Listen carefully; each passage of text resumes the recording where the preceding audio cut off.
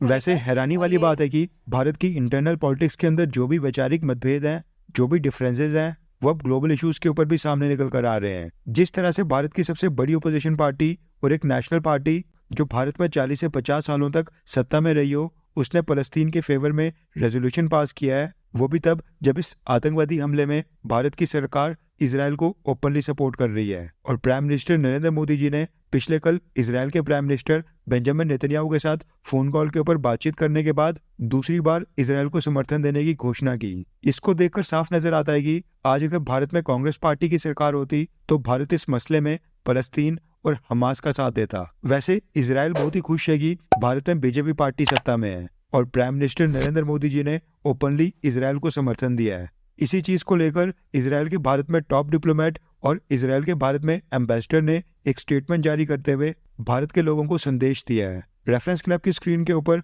NDTV India के article का screenshot है। इसराइल के टॉप डिप्लोमेट मुंबई कॉन्सुलेट के कॉन्सल जनरल कोबी शोशानी ने एक स्टेटमेंट में कहा कि जब प्राइम मिनिस्टर नरेंद्र मोदी की तरह के लीडर्स इसराइल को सपोर्ट देते हैं, इसराइल का समर्थन करते हैं, इससे एक देश के तौर के ऊपर इसराइल को बहुत ही ताकत मिलती है।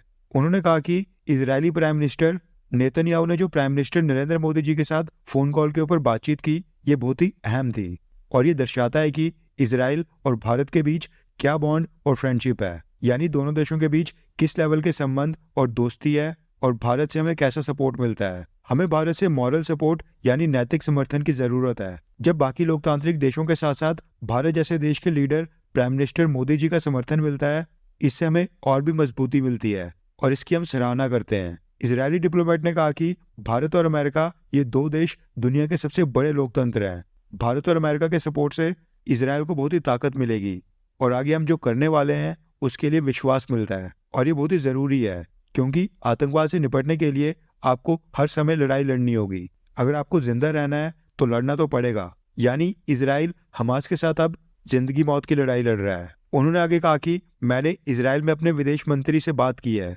और उन्होंने बताया कि इजराइल के अंदर इस समय जो भी भारतीय नागरिक फंसे हैं, उनमें से जो भी भारत वापस आना चाहता है उसको इजराइल की सरकार हर तरह की सपोर्ट देने के लिए तैयार है। इसके साथ ही इजराइल के भारत में एम्बेसडर नाउर गिलोन सर ने भी इसराइल को समर्थन देने के लिए प्रधानमंत्री मोदी जी और भारत के सभी लोगों को धन्यवाद बोला है। वैसे भारत के अंदर भी इस समय इसराइल फलस्तीन मसले को लेकर 3 गुट बन गए हैं।